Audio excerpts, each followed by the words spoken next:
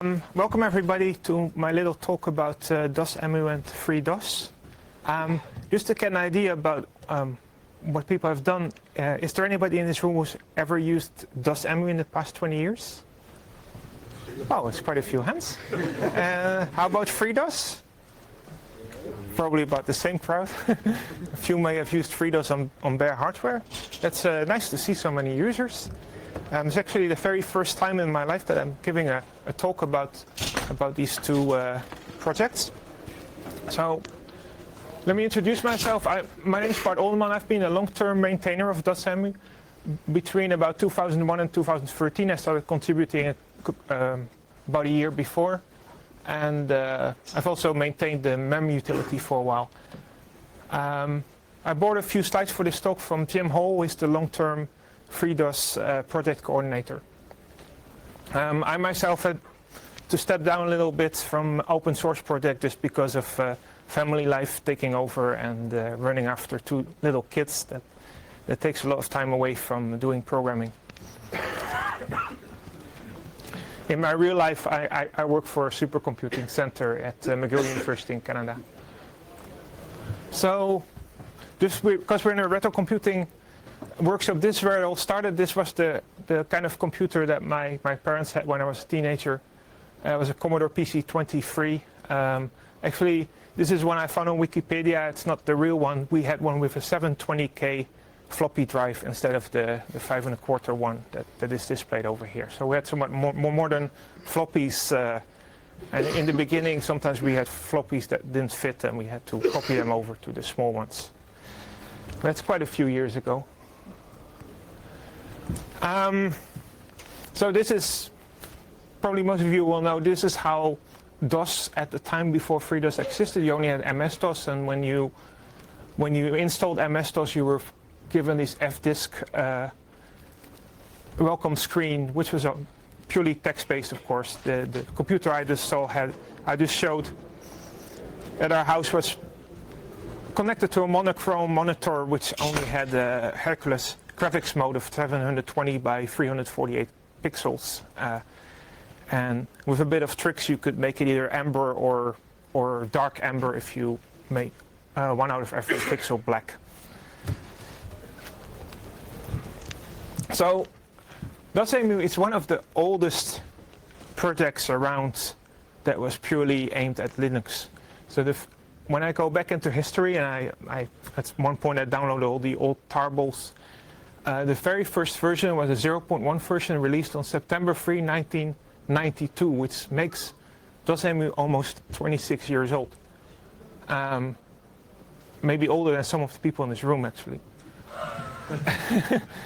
So he released it as DOS emulator for Linux 0.97 PL2, and 0.97 PL2 was, of course, the version of the Linux kernel at that time, because there was a very fast-paced development, so things were very tightly coupled. There was a feature added to Linux kernel, and DOSEMU started using it straight away, and it was very hectic development at those times.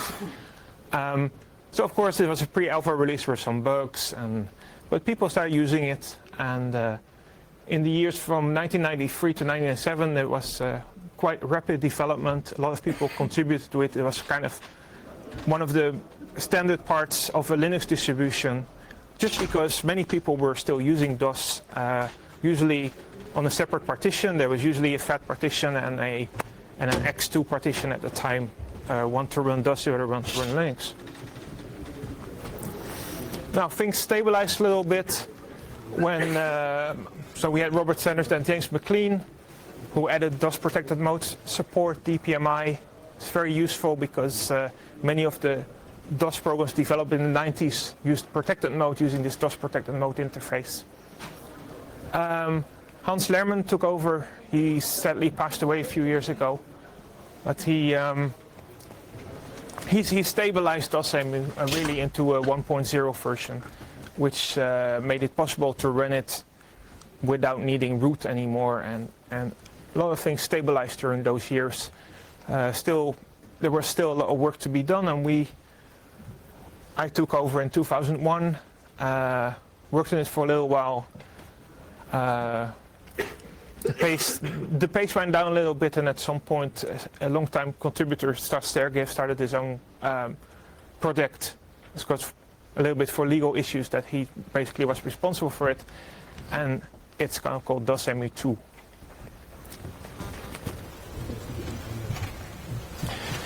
So this is basically what you get when you start DOSEMU. This is DOSEMU 2 in a box. So this is when you run it without any command line options. You get a box on your screen, which has the DOS emulator, and then you can start whatever DOS program you like as long as you've installed it. One way I actually like to run DOSEMU is if I need to do something for FreeDOS, like a compilation or things like that. I run it in dump mode, which means it runs in the terminal and it just displays whatever text is given to the terminal. So it doesn't. You cannot do any graphics or even text mode utilities that use the full screen. That will not work in this mode because it just doesn't understand it. But it's very helpful because if you compile programs, you just run as if in a Linux terminal. You can use the scroll back buffer and all these features. So this is just running it in an xterm, and I took the screenshot of the xterm. Then there's some intermediate mode. So the default is, I believe it's SDL or X, depending on which libraries you've installed.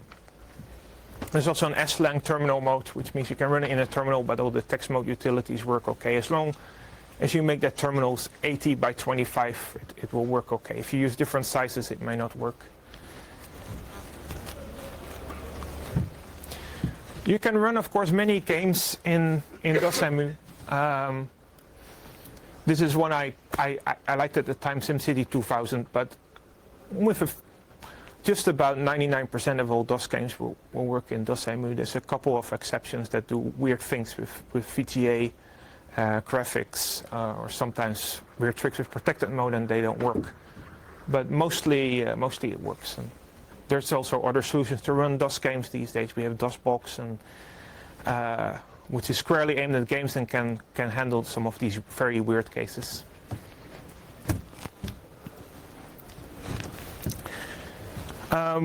One of the most heavyweight protected mode applications that we can run in DOSEMU is Windows 3.1, including networking. So this is a contributed screenshot. He contributed a long time ago to the DOSEMU website, running Windows 3.1 with Netscape with the network. So he's running a very old version of Netscape to browse the web.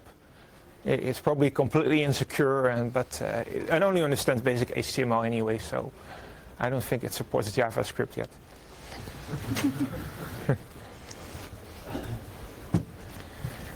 So I was curious, so what people use DOSEMU for? Of course, they run it to run their favorite old DOS games or for favorite old DOS applications. So I asked around on the mailing list, I said, so what do you guys use it for? So I said, well, some people use it to run very old specialized cross compilers. So they had DOS compilers and they've just never been updated. And so you can run it all set up with wrappers. So from the user's point of view, if there are just Linux programs, that probably goes via that dump mode. They just type the Linux command, and behind the scenes it's starting up DOSEMU, and it does an internal exit emu, which quits the emulator, and then the user doesn't even know they're running DOSEMU. One user was claiming that they did a yearly ephemeris for astrologers with a quick basic IDE. He's slowly porting it to Linux by a database, but just to be able to do the porting, he has to start somewhere and be able what he's working with, and he uses DOSEMU for that. Some people run old DOS CAD programs for the design of electronics and astronomical instruments. There was one user who has a very old Psion-free personal organizer, and he still claims that it's the ideal way of doing his calendar, etc. He wants nothing of modern phones, etc. But still his old organizer. And yes, and he had link software from Psion from 1991, which he then has to connect to his computer. So he's using a USB serial hardware module on his computer, and then the serial cable can be connected from the adapter to the Psion phone, personal organizer, and then with DOSEMU he can run that program and link to his linked to his organizer. Some people are interested in running MIDI sequencers. The MIDI emulation is quite mature, it's been for a while. Some people use in POS terminals, so their POS terminals have been running in DOS, and still some are running plain DOS for quite a while. And I believe Stas Sergeyev had a little bit of a commercial, like a paid-for project where he made that work. There is also, there's a retro, there's a community of people who are still interested in PCTOS. It's one of the old GUIs that were available for DOS, and according to them, DOSEMU is one of the best ways of running it. And then there is a group in Scotland, I believe. They're using it at the university to receive satellite images. They have an old program that uses ISA hardware. There is a hook in the Linux kernel that lets DOSEMU directly talk to ISA hardware and catch the interrupts. And he said that ISA motherboards are still for sale, so he didn't even have to port it to a PSI motherboard yet.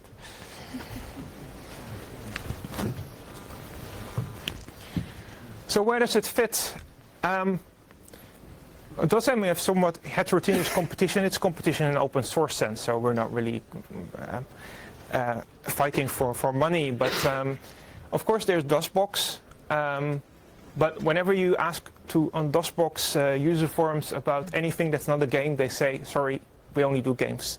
So they've done an awesome job with running games. They've been doing very well in trying to emulate exactly the hardware for several computers from the time. There's now even a DOSBox X fork that basically tries to even more accurately emulate hardware from the time. He even went as far as to emulate snow from old CGA monitors. So this is cool if you really want the old experience, including the speed, etc., from the old days, because it uses completely CPU emulations, which means you have absolute control about what happens. DOSEMU has always been more about performance, so we're still ways to run on the real CPU, and this way go faster than DOSBox typically, but it just depends on the task at hand. And of course we have the heavyweight emulators in virtual machine, like Box. Box is a pure emulator, as you might know. QEMU and VirtualBox are more virtual machines. They're used all over the place in most businesses these days. But they feel heavy to me compared to DOSEMU. When you run DOSEMU, you start it up, it starts up in a split second, and you have direct access to the Linux file system. With these virtual machines, you feel like you're more in a separate box that is sort of attached to your computer, and you need to set up a network, then a network file system, and it just doesn't feel, it feels a bit too remote from the host compared to DOSEMU, just the typical experience of just needing to run an old DOS application.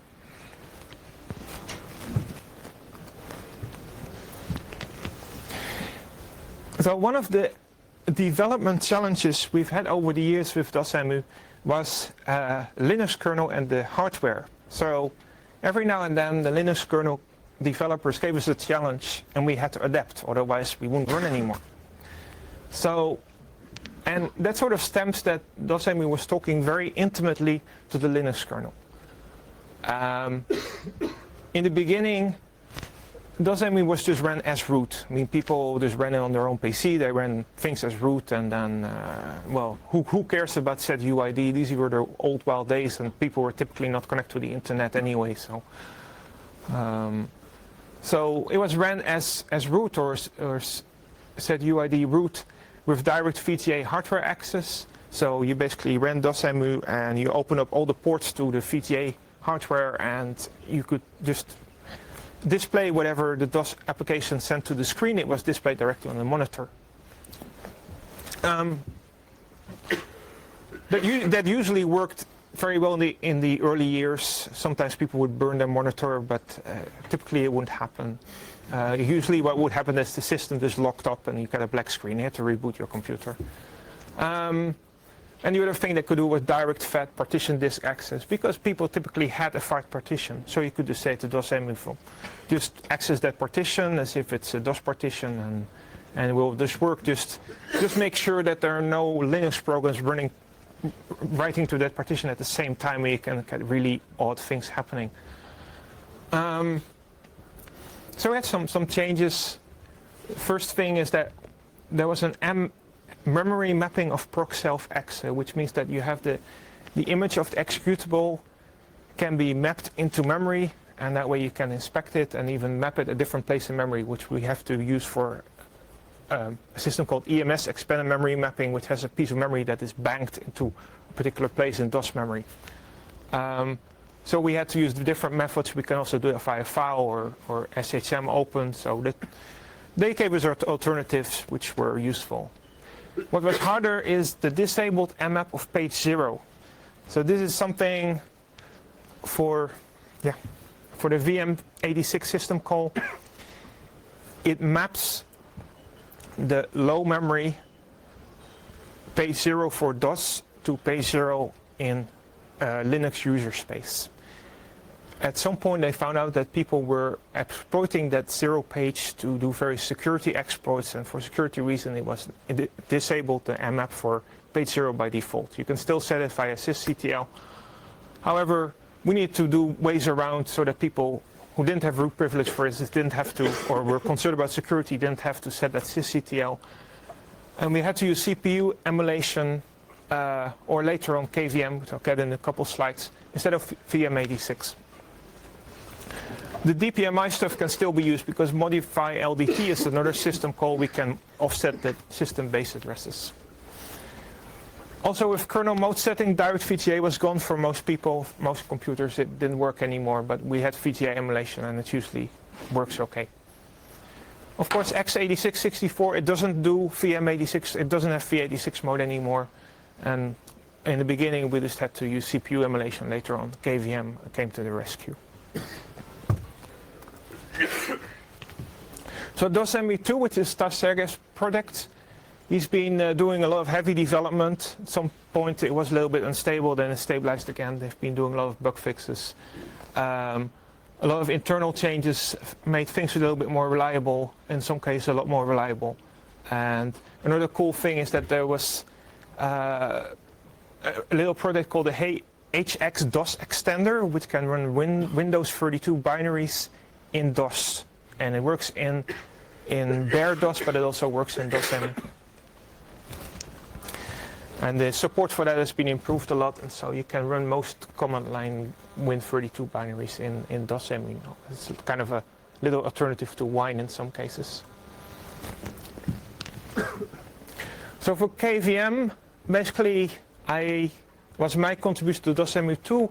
I read an article on LWN, very useful, that explained how to use KVM, and even gave a little example how to get into a very basic DOS style setup. And I implement that into DOSEMU, and I found out that still gives a significant performance boost. I went from doing like a compilation of a DOS utility named command.com. We went from 57 seconds with our fastest emulator, the JIT emulator, just in time, or even 4 minutes with the simulated CPU emulation that we use as a backup in case the JIT fails. It went to 9.5 seconds, so it's still using it on bare hardware was quite a boost. And so at this point, there was no advantage to booting your computer in using an i386 kernel just because it provided VM86, because the KVM is just as fast. We can also do the protected mode in KVM, but it hasn't been finished yet. So that was basically the overview for DOSEMU. Now to move to FreeDOS. So FreeDOS started a little bit later than DOSEMU in 1994. It's also 24 years ago. So this was Jim Hall, who came up with the idea of starting a FreeDOS when MS-DOS was sort of winding down and being replaced by Windows 95. It still had a sort of DOS under the hood, a DOS 7.1, DOS 7.0, but at that point he thought, well, if we can make a free Unix-like operating system, we can also make a free DOS-style operating system. So he was starting the project and got some people around him. And at the same time, he got somebody, Pat Villani, who had written a DOS kernel in C. He contributed the DOS C kernel to the FreeDOS project, and that sort of got it started in getting a kernel and then developed that further. So there was a first release in 1998 called FreeDOS Beta 1, and then that moved into a few other betas, and eventually FreeDOS 1.0 was 2006. By that time FreeDOS was quite stable, and it was actually seen all over the place. Dell and other manufacturers put it as a backup operating system in case they wanted to ship a computer without an operating system, which they couldn't do, so they just put FreeDOS on there. And it's probably also on various computers in your backup BIOS update partition or things like that. I've seen it all over the place. So this is the FreeDOS 1.0 announced on the website. That's when about 10 years ago. And a few years after, only in 2016, there was updated to FreeDOS 1.2. Mostly an update of the utilities. It's became a bit more complete. And at the moment, there's some discussion on the mailing list about what should do for the next FreeDOS version 2.0. So there's a strong consensus on the mailing list that compatibility is key. I mean, if you change the operating system to a 32-bit operating system, you may end up with something that's not compatible anymore, because it's really thoroughly a 16-bit OS with DOS programs that do all kind of weird things in memory, and it may not work anymore. You may get some compatibility, but it may not be completely compatible anymore. So what is a modern DOS tools and utilities? So there are lots of things in FreeDOS that the original DOS didn't have, but they're mostly part of the tools. The command.com is a lot friendlier than what Microsoft originally shipped. There's FAT32 support. There's all kind of things in the tools and utilities that were not there at the time. And there's a couple things that may not be needed anymore. Some old tools that hardly anybody uses. But I personally not sure if these should go. They have their use and they're only very small. So if you remove them, you're saving maybe 150 kilobytes. So it's not a big deal. One of the things that's been plaguing the distribution of DOSEMU for a while is the distribution issue. So at some point around 2000, distribution started to get more conscious about various licensing issues, and particularly it was discussed in Debian. The problem was that DOSEMU cannot run without a DOS. You need to provide a DOS. It isn't included like in DOSBox includes its own little DOS, enough to play games. But in DOSEMU you need a DOS, otherwise it just doesn't boot. However, that DOS was still compiled in the 90s. It was compiled with a Borland C compiler, and that's proprietary. So you have a build dependency to get FreeDOS, which in turn is needed for DOSEMU. So for instance, distributions like Debian said, oh, we need to move the whole thing into the contrib repository instead of main. So it wasn't shipped anymore unless you downloaded it somewhere. So eventually, we got an open source compiler finally, which was OpenWhatCom. OpenWhatCom was released by Sybase, who wasn't interested in it anymore. They basically bought Waterloo Software, but they released it, but they based their license on an Apple public software license, and it has a lot of clauses in it which were somewhat dubious, and even some people think, what was the OSI smoking when they approved that license? So it's released on a license that is open source but not free software. That's just what life is, but in practice, OpenWhatCom is considered as open source on GitHub, etc. There's a version 2 in the works. However, it would still be nice to compile these FreeDOS utilities for GCC to make it properly free software. And there's been some attempts to have a 16-bit code gen added to GCC. This only happened quite recently, compared to development of TCC, that in the 90s and 80s, when 16-bit was very common, TCC was 32-bit only. So there were some 16-bit contributions. Andrew Jenner, or first was Rask Ingeman Lambertson, 2007. The patch was sort of forgotten. Andrew Jenner refined it and made it based on TCC 6.2, and now there's another guy, TK Chia, who contributed small model and far pointers to this IA16 ELF TCC. It actually creates ELF objects. I've been emailing and bugging his GitHub repository with quite a few bugs when I tried to compile the FreeDOS kernel with it, and eventually I succeeded, and I had the FreeDOS kernel compiled with GCC, and the same with the FreeDOS command com. Needs a few tricks with linker scripts, etc. It's a bit too technical for this talk, but it works. Stats has also been bothered by this hiatus, and he started to do a different thing. This slide has a lot of text on it, but what he's been doing is basically try to rewrite the FreeDOS kernel in 32-bit, just to have the assembly code in 16-bit, most of the C code in 32-bit, and then have little stubs to switch back and forth to protected mode.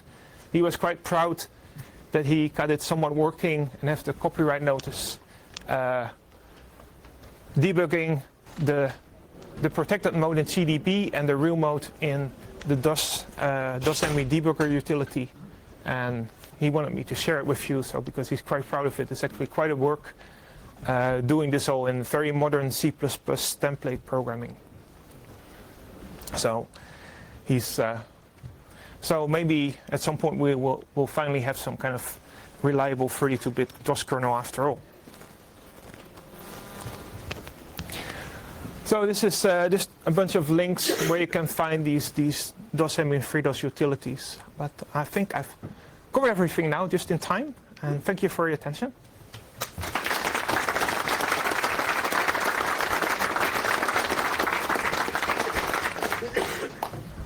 We have a few minutes for questions, so don't be shy. Just make sure you repeat for the recording. Yes. Why not use DJGPP to compile DOS code? We do for 32-bit. That's a very mature solution. Was mature in the 90s, but it doesn't do 16-bit. Yeah.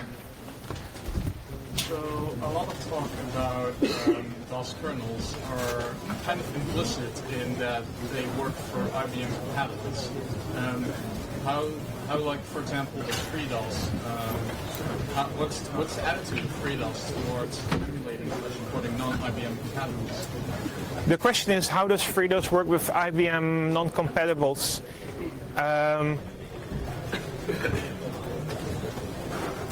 I don't think there is much, but it relies on certain BIOS functions being available.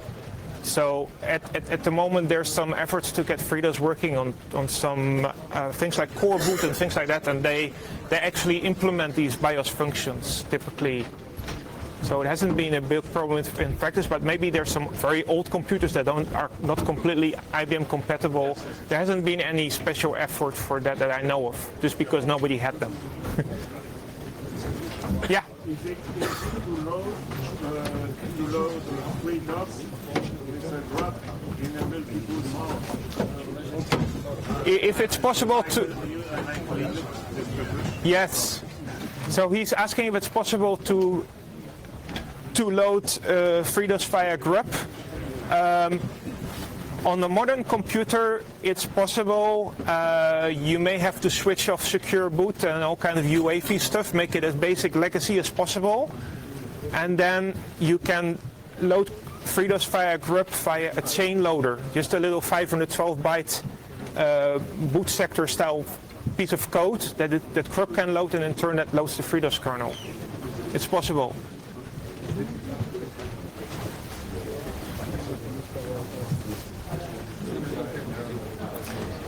Yeah. Is there some code shared between DOSEMU and DOSBox, or anything else?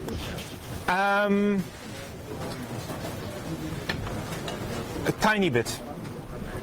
It means that, for instance, when DOSBox implemented their FreeDOS emulator, they looked at our code because I could see a comment in the FreeDOS emulator, oh, nice one from DOSEMU. And I did the same thing, that I ported a few things from DOSBox into DOSEMU.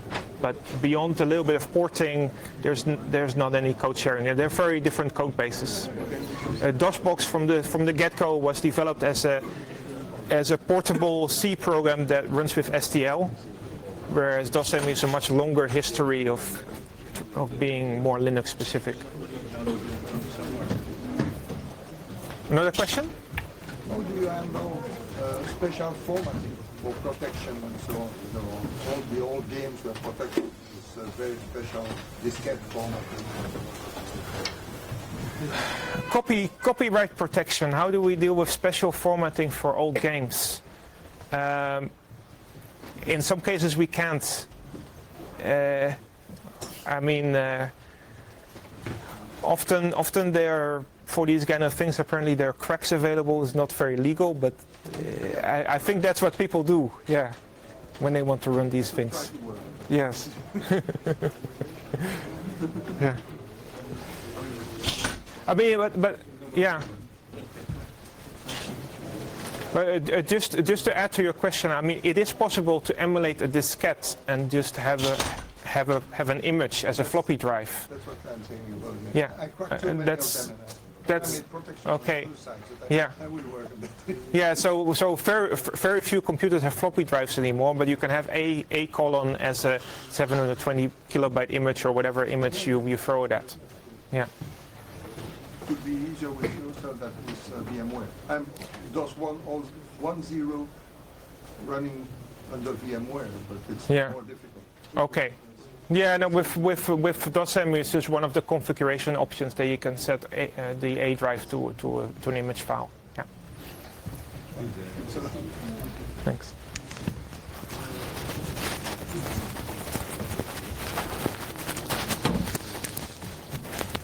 Okay, well, thanks.